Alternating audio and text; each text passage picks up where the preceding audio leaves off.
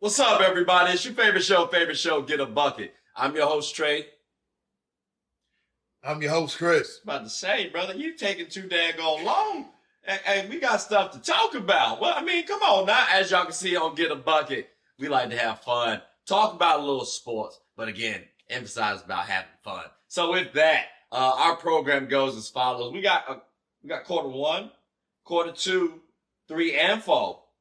We might have a halftime show for you, but more importantly, you heard the format. You got 4 quarters, and each quarter we're gonna have something new to talk about. So, Chris, you ready?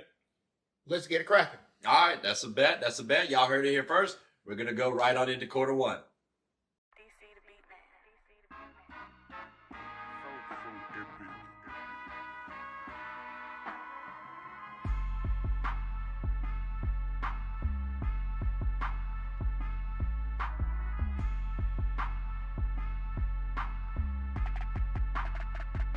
So look, we're here at quarter one, Chris. You know what I'm saying? NBA playoff updates, but on the eastern side. On the eastern side, okay? Do you believe in magic? Like, do you believe the magic, not this series, but have they shown you that, okay, they are progressing in the right direction? So next year, they could beat a team like this Cavs. Do you think they're headed they are trending in the right direction, but they still a couple of pieces and like a couple of dogs away from like literally be a top 5 or like a top four East team in the East. Okay. When you say a couple of dogs, I just want to clarify because they got some young studs on the team already. They do. I think Paolo, is he an alpha? Is he a number 1 option for you? Is he shown that already? He's a 1A. I'm not gonna call him as a number 1 option, but he's a 1A option. You mean a 1B or 1A? 1A is like he's gonna be your go-to factor, but he's still young. Okay, so you think he'll be a 1 option? Yes. He's just developing. Okay, yes. Okay. So with that, then do they have a number 2 option on the team? They do. That's the younger but the better Wagner. Okay, Hans Wagner. Okay.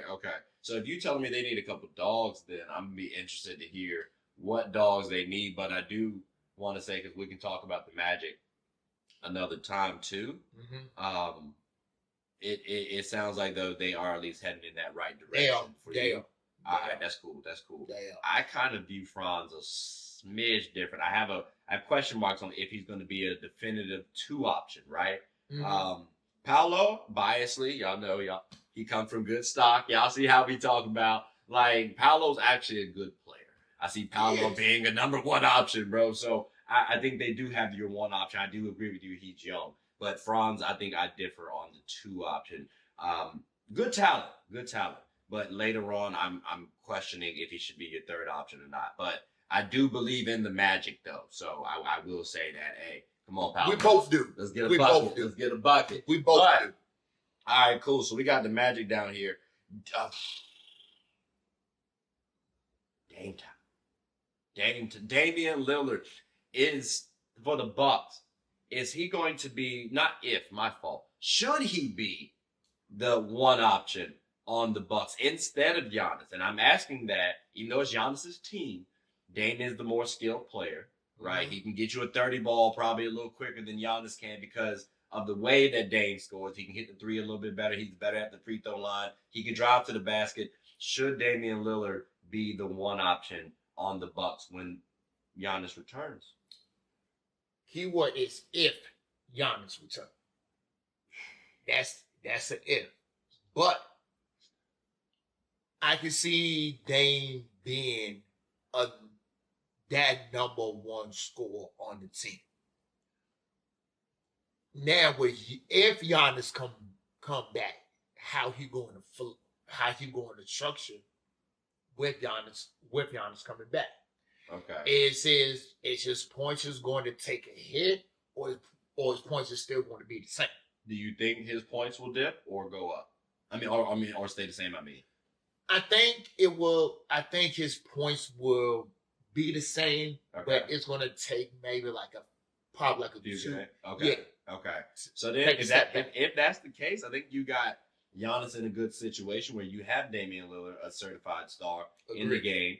He should be the one option, at least for me, in my opinion. But I mean, we've seen the man torch teams in the West for years. So I can only imagine he should be able to keep them afloat. But it's going to be interesting to see what happens with The thing is, the thing is,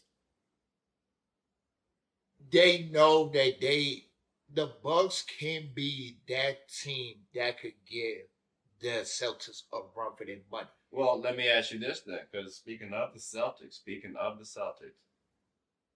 have they shown enough to make you believe they're not going to be touched? Like,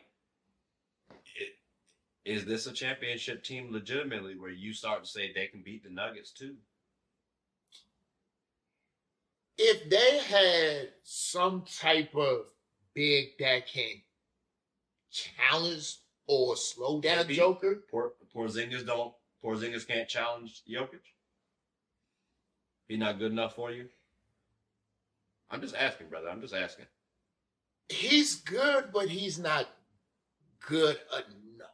Okay, so if you got Kristaps Porzingis, Al Horford,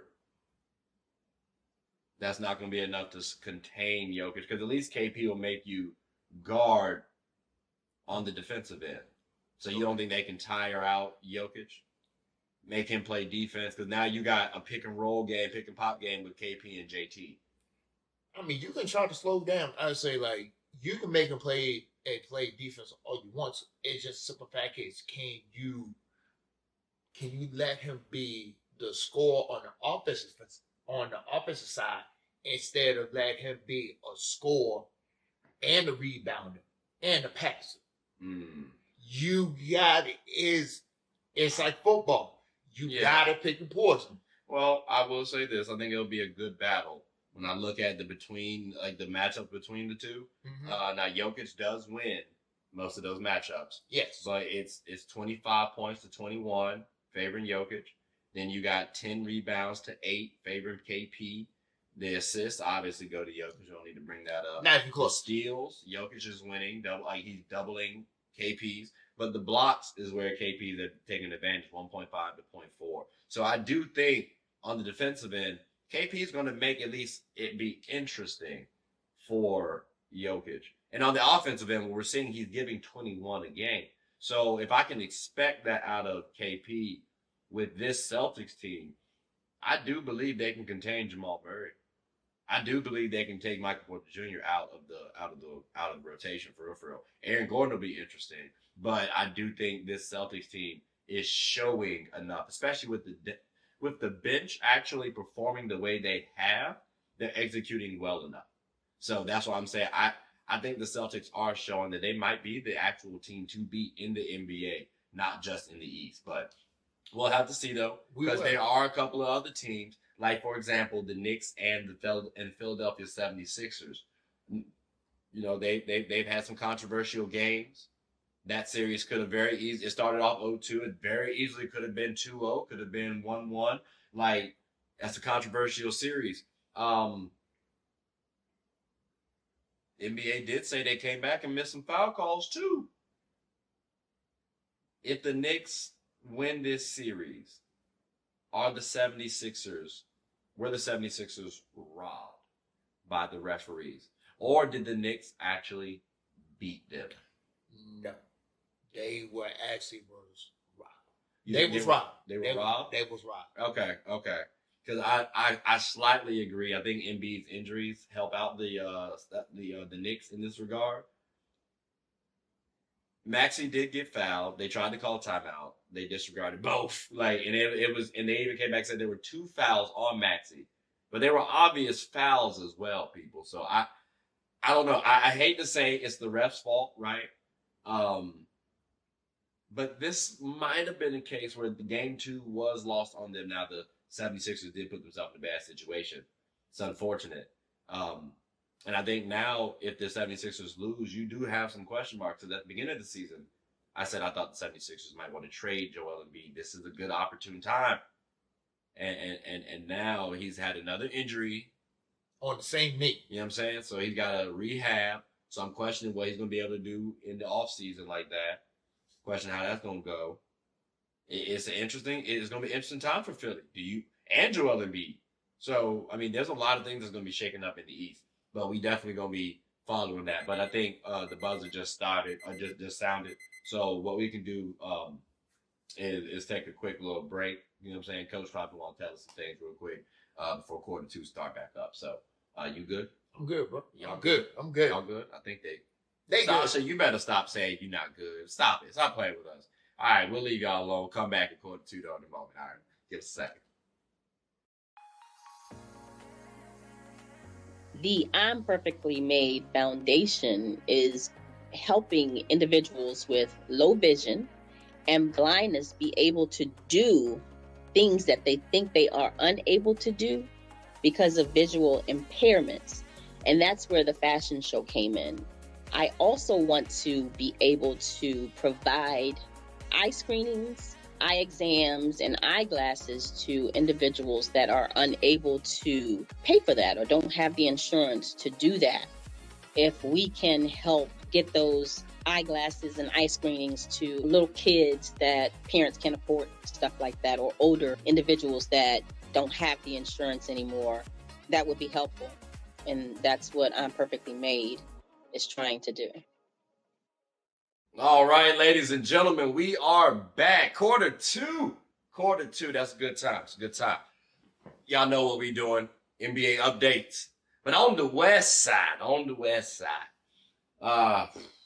Chris, Ant-Man. He kind of went at KD a little bit in this first game, didn't he? Yes. And more than enough. And they say you don't want to meet your heroes. But in this case, he did. And he lived up to the expectation, folks. It was a quality game, that first one, right? What fell under the radar, I think, was, KD, he responded to Ant-Man. D-Book didn't.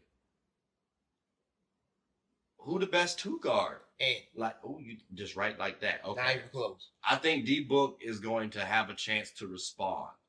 He better. I think next season, there's going to be a definitive statement for Ant-Man. Right now, it's still kind of a jump ball. You know what I'm saying?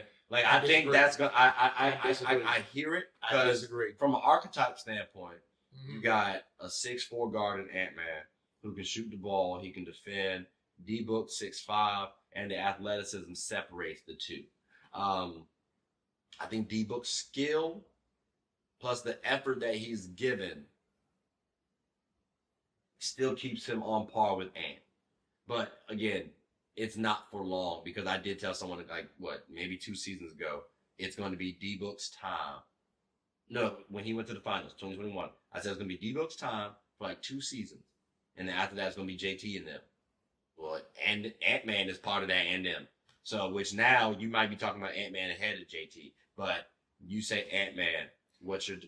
Because whoever thought the expectations if for the finals, Phoenix was higher. Minnesota was not even looked at for any type of title. Now it's split. I felt like Ant took that season. And the moment that, and honestly, he did most of the attack, Wildcat was hurt. So you came out of the very first game and you literally torched. But that makes him the better. Towards the Suns. So that makes him better shooting guard though? Yes. All right. I mean, I don't think one game makes you the better shooting guard. But again, I'm waiting to see more time. But you definitively have Ant-Man higher than Book. D-Book. Yes. I say it's more of a battle, but it's not. I'm not mad at you for saying Ant-Man. It's just I think it's more of a battle right now. But something that, should have been more of a battle if we're thinking of game ones, that Mavs series versus the Clippers. Mavs did get that tail beat. And I was coming into that series saying, Mavs can win. You did as well. And before the season started, you said J Kidd was on the hot seat, and I thought it might be premature. What's your main reason for why J Kidd is on the hot or was on the hot seat, and should he still be there? He still should be on the hot seat. Only because you went from Milwaukee dealing with Giannis to now come to Dallas, where you got not only you got blessed times two. You got Kyrie and Luka, and you got a good, deep, and balanced Dallas team. You should not have to went to LA and literally got absolutely waxed off the floor. Absolutely waxed off the floor. This is now where you gotta somehow, some way. If they lose the series, though, he should be fired. But fired is crazy. If they lose the series in 7, would you still fire Jason Kidd? Depends on what type of if they lose in 7, like you mean tell me even if he loses in game 7, there's a world where you fire Jason Kidd? No. I mean, you just said it depends on the type. Like I say, it depends on what type of 7-game series is. If it's a close 7-game series, no, he should not be fired. But if it's a waxing up a 7-game series, yes, he should. Yes, he should have to go. I mean, you can lose badly in a game 7 and still keep your job. I think. Like I've seen it happen. Even though he's no Phil Jackson, I do believe you lose a 7-game series, you should be able to fight for your job the next year. Like and they went to the Western Conference recently. They played well before. Like last year, yeah, you struggled. You didn't get to the playoff. You kind of just got that team. And that team wasn't the best constructed, at least. So I think they're in the right direction. I would give him a little bit more time as opposed to dropping him this season. But you've been a little harder on him than I have. So I at least appreciate you from the consistency standpoint. That's J Kidd. I don't know, though. I've been. You still my dog. But you still one of my favorite. I don't know about You're that. still one of my favorite PGs of all time. Look. Well, I mean, we ain't gotta talk about him more. We ain't gotta talk about him no more because he done heard you fire him. I'm curious what you about to say about this thing, because this was kind of another topic of yours. Do the Pels need Zion in order to beat a team like OKC? And when we say a team like OKC, ladies and gentlemen, we basically mean, well, a young team that still is inexperienced, right, but very talented. So should the Pels, who have a good amount of experience and good amount of talent, do they need Zion to beat this sort of team? Yes. Okay. Why? What's the main reason for you? The main reason is not one person on OKC cannot touch Zion. I'm talking about from the starting 5 into the bench. I hear that. I think the Pels have enough talent and depth to beat OKC without Zion. I think B.I. can give you 25 a game. I think C.J. can give you between 15 to 20. Where the X factor is going to be is players like Herbert Jones, Trey Murphy. Can they give you consistent play? Which I think Trey can. Herbert's going to be interesting because he's more of a defensive player. I think his offense is going to come later on in his career.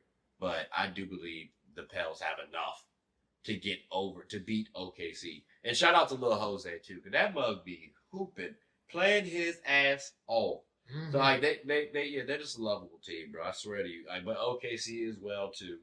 Young team, good talent, good stock. They can very easily win this in 5 games. Hell, I would be surprised if it's a sweep. I'm not gonna lie to you. Even though Shea's a bad boy, they still inexperienced. That's my thing. The inexperience, I think, is going to hit them at some point in time. But Zion, yeah, he would have been helpful.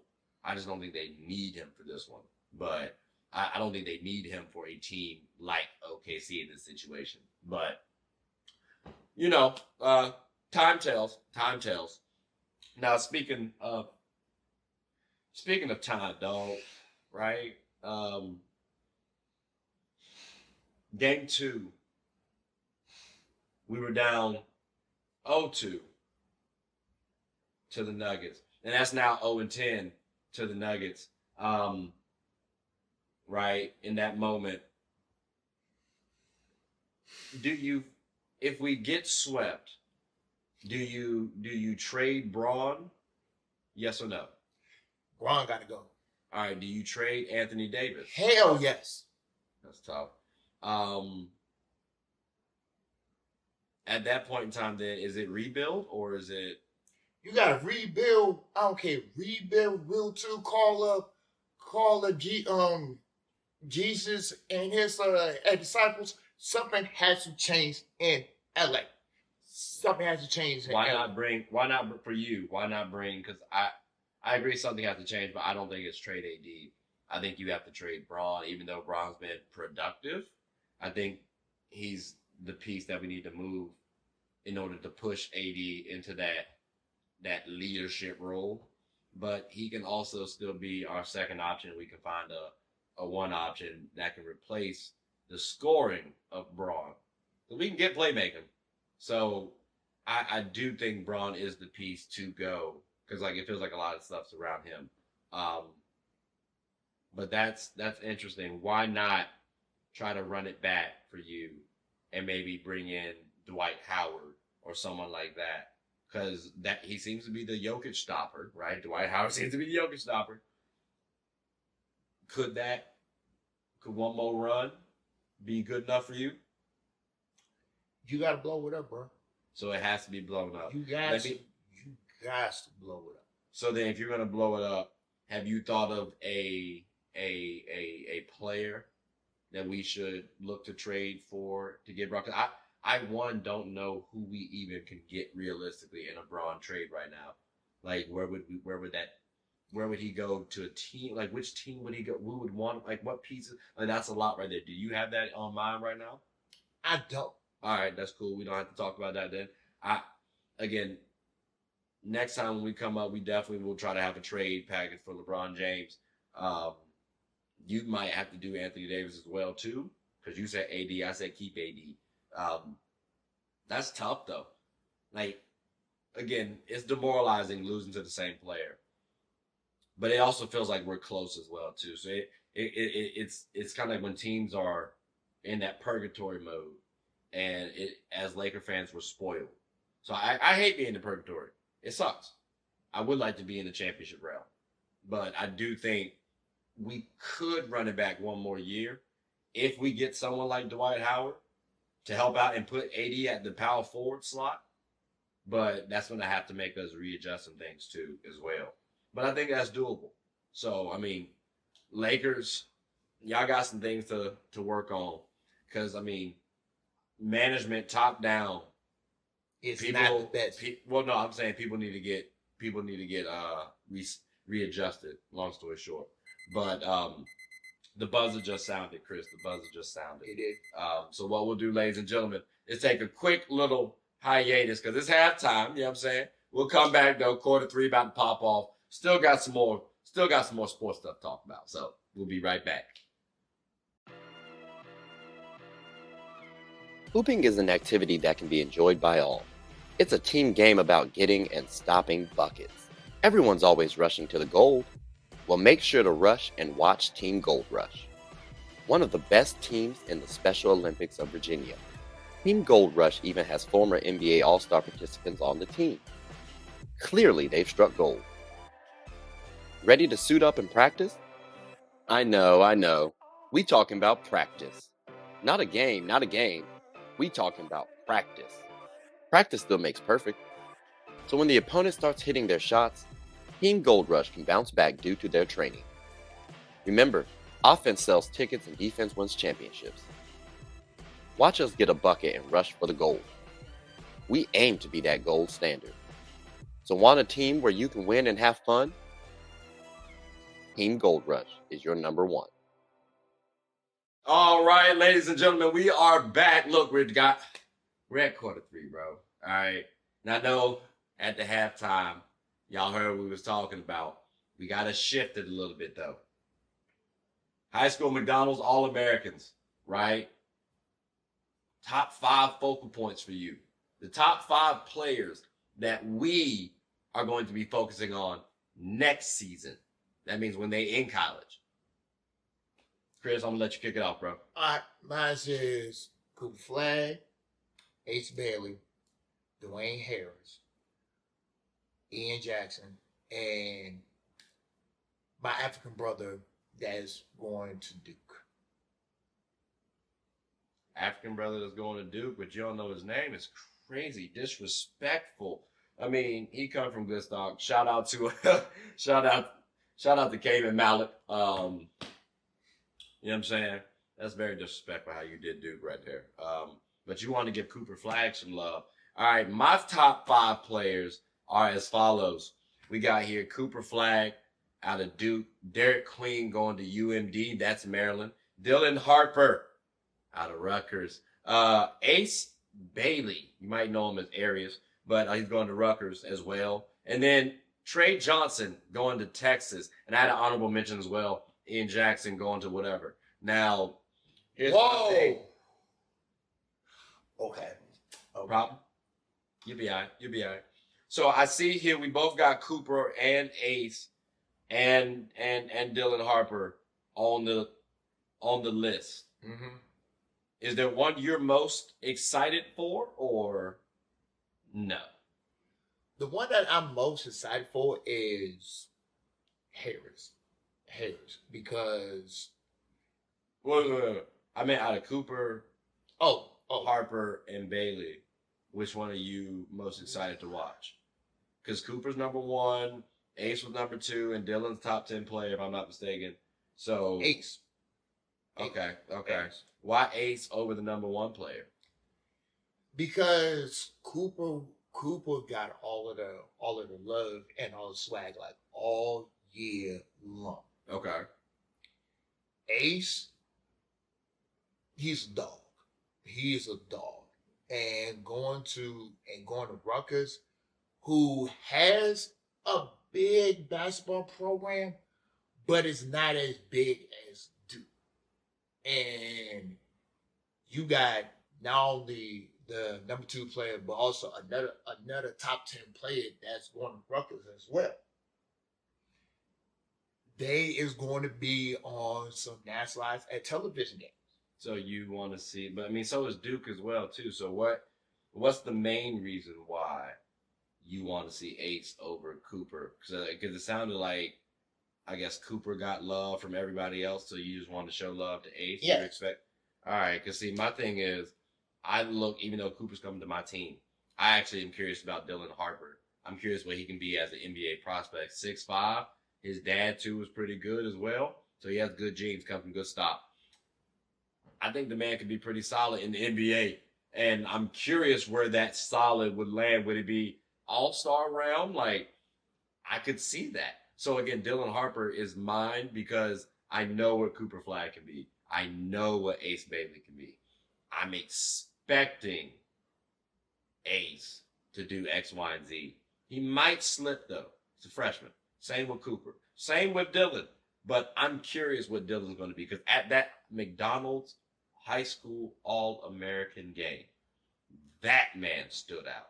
Not Cooper, even though Cooper stood out, but that man stood out to me the most. So that's why I say Dylan Harper personally. So Dylan, 1, if you want to get me some tickets, bro, I ain't mad at you. And then 2, go out there and get you a bucket right quick. Now, you said here, you mentioned Darren Harris. You said, what about Harris were you trying to say? Because it sounded like you said you were most interested in watching him. Yes, I am. Interesting. Why? Because if you didn't know, he went to Partisans High School. Okay. And I saw him play numerous times. Is he on the same level as Coop? Absolutely not. But He does remind me of a young Jason Tatum at Duke. You think Meaning is he got the package from mid range, 2 points, and from three. Okay. He's a slasher. He can play make. He can play the 2 to 3 or sometimes 4. And he's a little bit bulky. That's interesting. Okay. Because, see, I looked at, like, Darren Cool. I need to, like, look. I want to see specifically about his intangibles, right? I liked Trey Johnson, although, you know, he does have a good name. Shout out to Trey. When I saw him at that McDonald's high school game, 6 threes, bro. Like, that's solid. I want to see if he can be consistent at Texas. That's going to be solid for them. Because now I think he has a case to be in the lottery next year. If he plays that well. If he comes off as a premier shooter at 6'6", and you show some defensive tenacity, everybody's trying to look for the next Klay Thompson. So you could definitely make that a situation. And then Texas, as a well-established program as it is, you could put them back on the map a little bit, like give them a little bit more relevancy. I think that could happen. I think that could work out. Honestly, I'm with you on that. When you said Texas is a well-known program, they always been a well basketball program. But for them to literally get a sniper like him, that would be crazy. That would be crazy. Yeah. And that would be crazy. Now, you ended up switching one of your players. I'm going to call you out on it because you wanted to sit up there and be biased. He always be biased, ladies and gentlemen. When it comes to his boys, I swear. But you wanted to sit up there and talk about Ian Jackson. Look, as I grab my basketball, right? You wanted to talk about Ian Jackson on yours. What about Ian for you are you most excited to see? I want to see his game translate to the North Carolina up-tempo offense. Describe his game in like 10 seconds. Athlete, bouncy, can handle, rebounder, a pure bucket getter. So he's not a shooter. He's more of an athletic slasher. Yes. Okay, but I didn't hear playmaker either. So I'm curious then how he'll fit onto the UNC's team next year. Because they got Elliot Cadeau, so he got the playmaking covered. And you got R.J. Davis as the scorer, right? I mean, I don't get how they keep bringing this senior citizen, professional college player back. It's okay. I guess. But you got that coming back. He's definitely coming off the bench. Because it's not like he's that tall. So, and when I saw him play, he was very scrawny. So he kept attacking. But my thing is the basketball IQ on the college level. I am curious how that will translate. Because obviously he's going to get better. But he seemed too wild. And he was given the green light. So for me, I think that's his play style. When you get to UNC, you got to adjust too, because you're not going to be that guy. So I agree with you. I'm curious how his game will adjust to UNC, because again, IQ wise, I don't think he's passing Cadeau or RJ Davis. So now, what's your role on this team? Which you said a certified bucket getter. If he turns out being nice, it'd be interesting because you can't play them 3 guards like that. I mean, he got to be nice for you to have them 3 on the floor, because they're gonna get out rebounded every time. But I think those are solid ones. I gotta say this though, Derek Queen. I think folks really need to pay a good attention to Derek Queen, bro. Yes. This man is I think about 6'9", 6'10", and he's stocky, a good center, and he's going to Maryland. Ladies and gentlemen, this boy could be lottery material next year too. I'm not even joking. From what I saw, he has good feel for the game, good touch, and again, 6'10" and stocky. Can't be mad at that. So I really wholeheartedly look forward to seeing this man. And in fact, I know I said Dylan Harper's I have him higher on my list, right, in terms of watching. If I would have to say a number 2 freshman, it would be Derek Queen because Derek Queen looked that good. Like Coop, Coop looked like, all right, I can take over when I want to, but I'm gonna sit back and let the other boys get a feel for the game, and then make his moves. And I appreciated that. I do want to see a little bit more aggression out of Coop, but again, I think he's been hyped up so much, so we already know what he's going to be, or at least we have a high expectation. I just want the boy to play well and give me like if you can replicate what Zion did on the offensive end, meaning like 20 points a game plus, that's cool. Like Zion and RJ, that'd be solid. That's gonna be needed. We lost a lot of people. But someone like Derek Queen, I think people are gonna talk about him by the end of the season. Mm-hmm. So I look forward to seeing that. But Ian Jackson was on my honorable mention, so I do hear that. And one thing about Queen, he stay home. Mm-hmm. Yep. Good point. Good point. He's a big boy kid. All he got, he just went down to College Park. And honestly, that was a big pickup for him. It was, but I'm curious too for his development because if That's he stays true, home, That's true. might too. be too complacent sometimes because you're around your boys or you're around a similar environment that you've been around.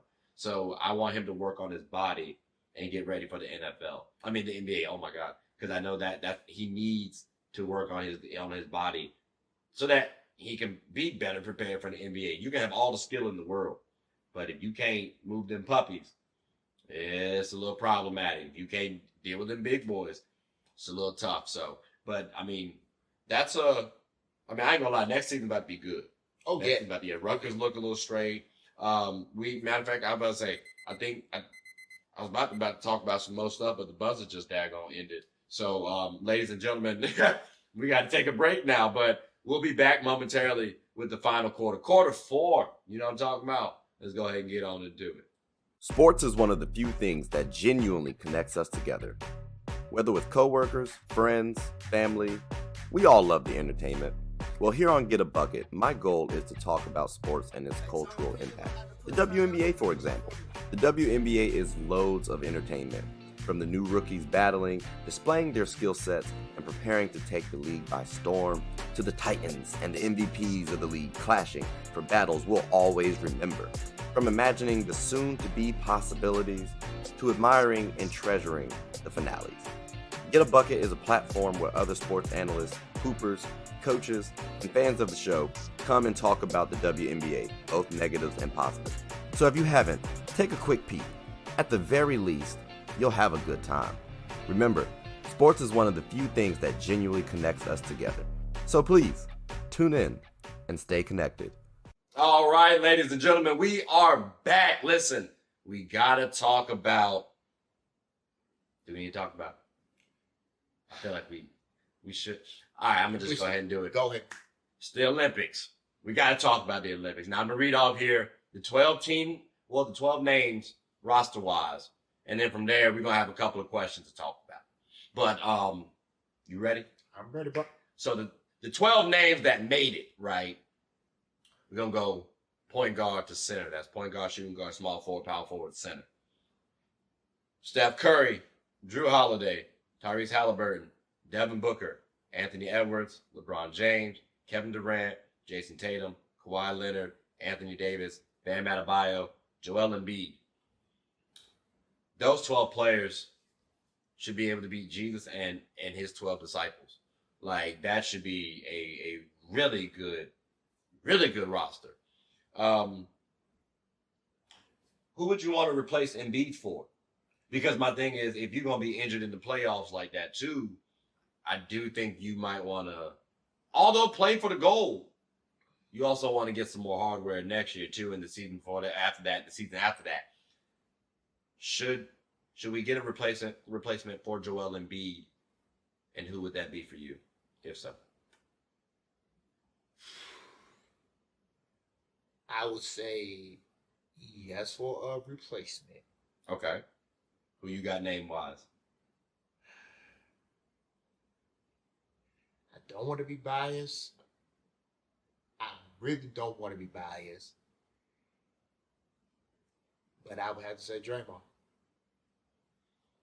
I would have to say Draymond. Because he's the only legit, quote-unquote, USA big we got.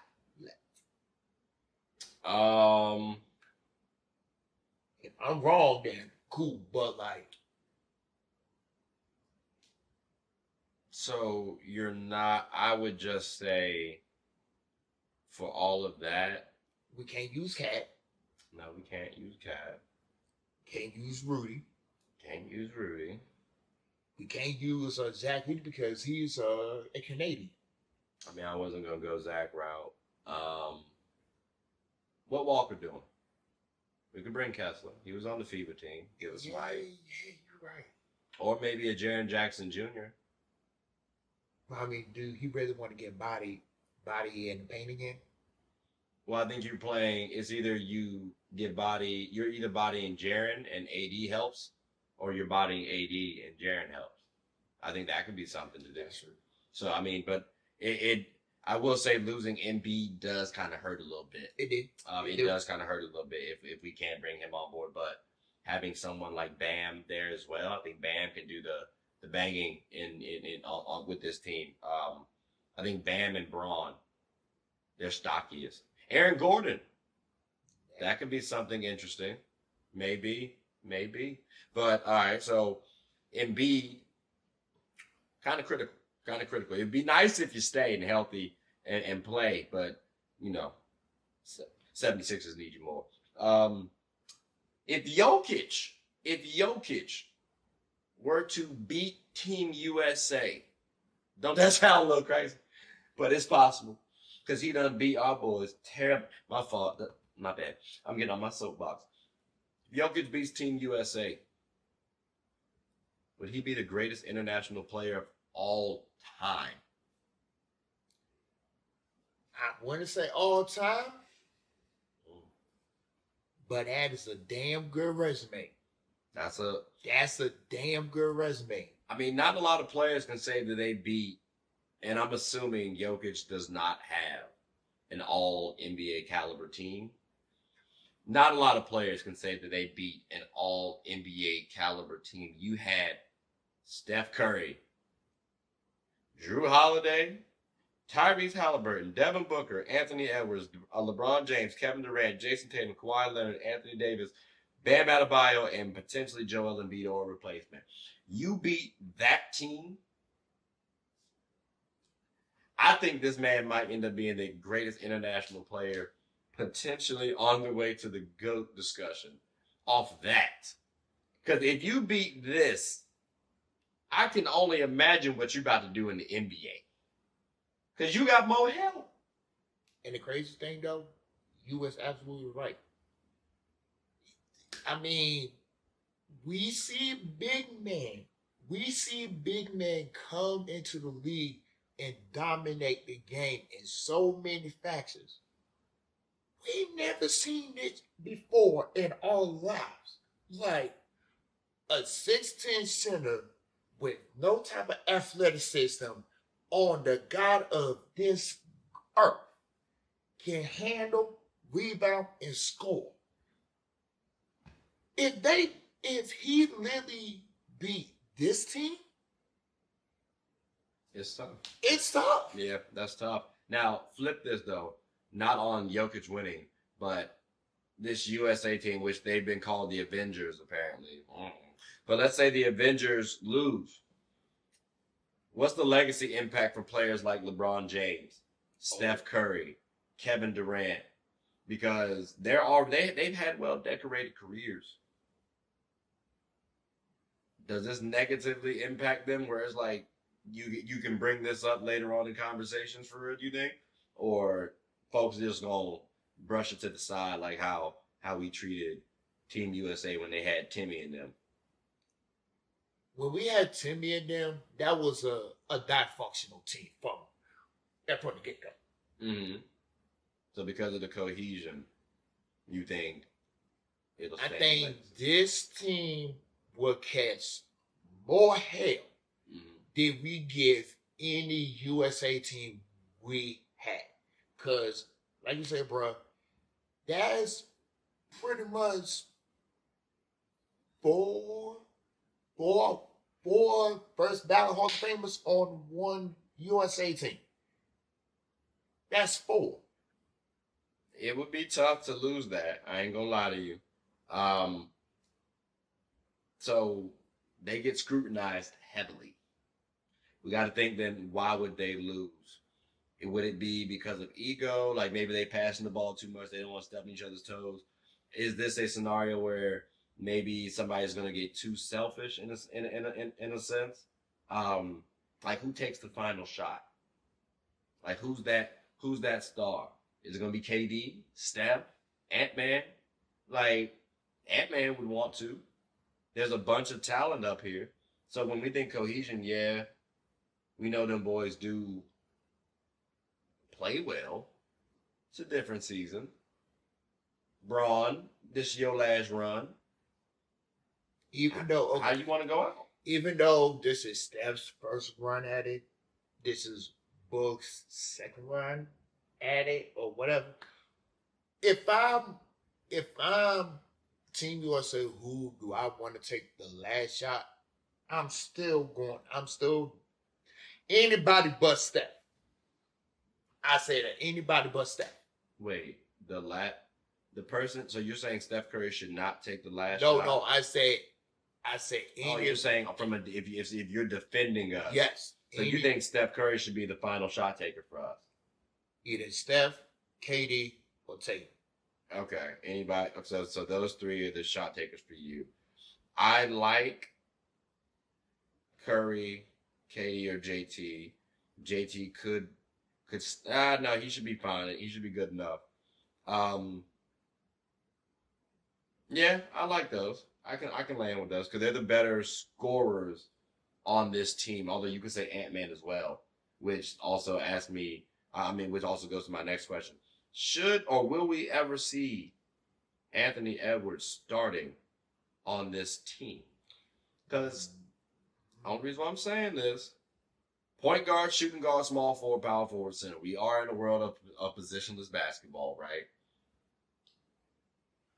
Can we see, if we're going shooting guards, Ant-Man eclipse D-Book, which you said earlier, yes, you do. And now we got to talk about Curry, Ant-Man, Braun, KD, and maybe Embiid or AD or somebody like that. Can Anthony Edwards secure himself a starting spot for you?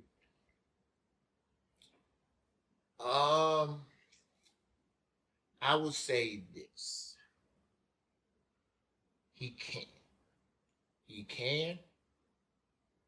But you'll have to bust Book's ass in practice. Well, I think he did that, but in the playoffs too for game one, so it's at least doable. It's doable. But I do agree. I think he can defend D-Book better than D-Book can guard him, and I think he can score just as well. So I think it is a world where we might be talking about Anthony Edwards as a starter for Team USA. But I mean, we'll have to see. Yeah, because that's a little interesting one. But the buzzer just sounded. So I mean, unfortunately, ladies and gentlemen, it's all the time we got. Quarter four ended. You know what I'm saying? Good game though. Good game. You got anything you want to say for the close up shot? Absolutely not, sir. All right, that's a bet. Well, look, ladies and gentlemen, I'm glad that you listened to us. Hopefully you gave us some comments as well below throughout the episode. But please like, subscribe, comment, tell anyone about the show. This is Chris. My name is Trey. We're the hosts of Get a Bucket. Hope you all have a good one. Take care.